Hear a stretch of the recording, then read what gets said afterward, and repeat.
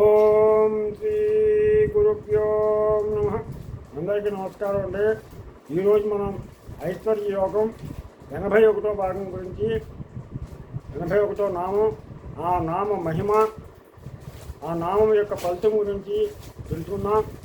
ముందుగా గణేశ ప్రార్థన.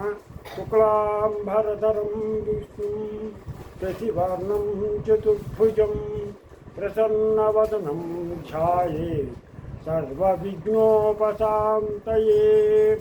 गुरुब्रह्मा गुरुर्विष्णु गुरुर्देवो महेश्वरः गुरुसाक्षात् परब्रह्म तस्मै श्रीगुरवे नमः. ॐ ऐं ह्रीं श्रीं श्रीं मात्रे नमः. ॐ ऐं ह्रीं श्रीं श्रीं मात्रे नमः. ॐ ऐं ह्रीं श्रीं श्रीं मात्रे नमः. हरिः ओम्. ఈరోజు మనం ఐశ్వర్య యోగం లలితా ప్రాపత్తారిక అమ్మవారి యొక్క 81వ నామం గురించి తెలుసుకుందాం.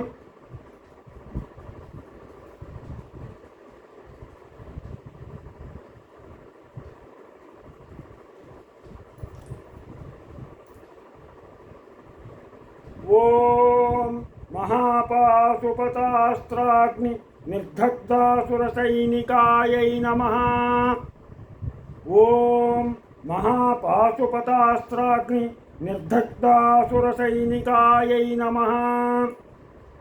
ఓం మహాపాశుపతాస్త్రాగ్ని నిర్దగ్ధాసురసైనికాయై నమః. ఓం ఐం హ్రీం శ్రీం ఓం మహాపాశుపతాస్త్రాగ్ని నిర్దగ్ధాసురసైనికాయై నమః. ఓం ఐం హ్రీం శ్రీం ఓం మహాపాశుపతాస్త్రాగ్ని నిర్దగ్ధాసురసైనికాయై నమః.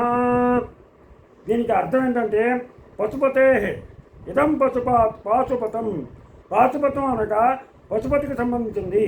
గుణగోపకర్మాతీతుడైనటువంటి ఈశ్వరుడు సగుణుడు అయ్యాక లోకాలను సృష్టించి అనేక జీవరాజ్యాలను కూడా సృష్టించాడు. ఆ జీవులను పశువులు అంటారు. మనం అందరం పశువులమే. మనందరికీ అనగా పశువులకు అధిపతి కనుక శివుడిని పశుపతి. మనందరం పశువులం. మన పశువులకు అధిపతి కాబట్టి శివుడిని మనం పశుపతి అంటాం. ఆయనకు సంబంధించిన అస్త్రం పాశుపతాస్త్రం. పశుపతికి సంబంధించినటువంటి అస్త్రం ఏంటంటే పాశుపతాస్త్రం.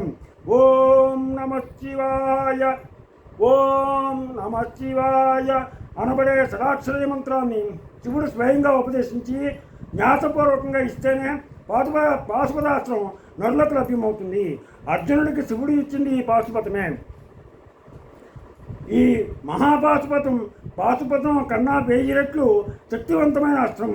పాశుపతానికి ఈశ్వరుడు అధిపతి కాక మహాపాశుపతానికి సదాశివుడు అధిపతి. ఈ మహాపాశుపతానికి సదాశివుడు అధిపతి.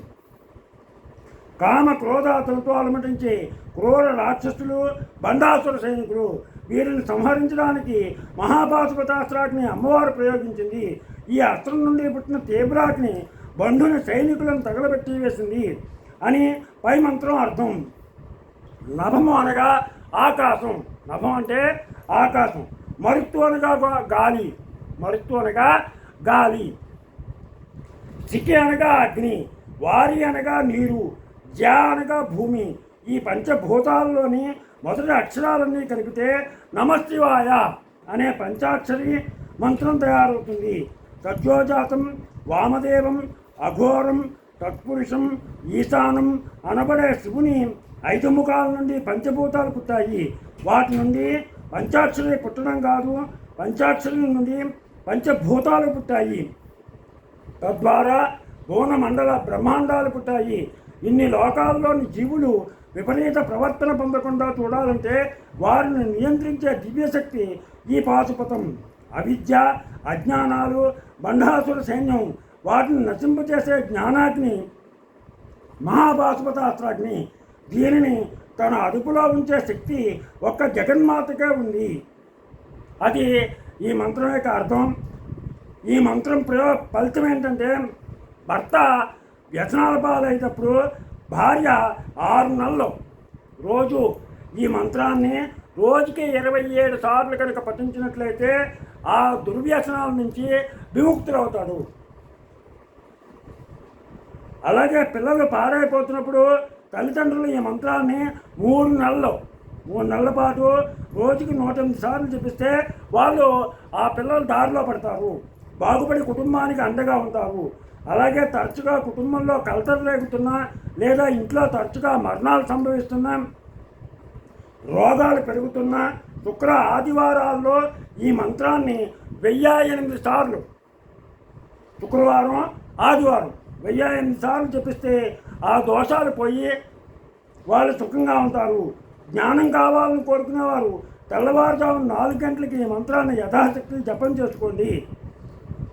అందుకనే ఈ మంత్రాన్ని కనుక ఇలా జపించినట్లయితే అందరూ కూడా మంచి సత్ఫలితాలను పొందుతారు.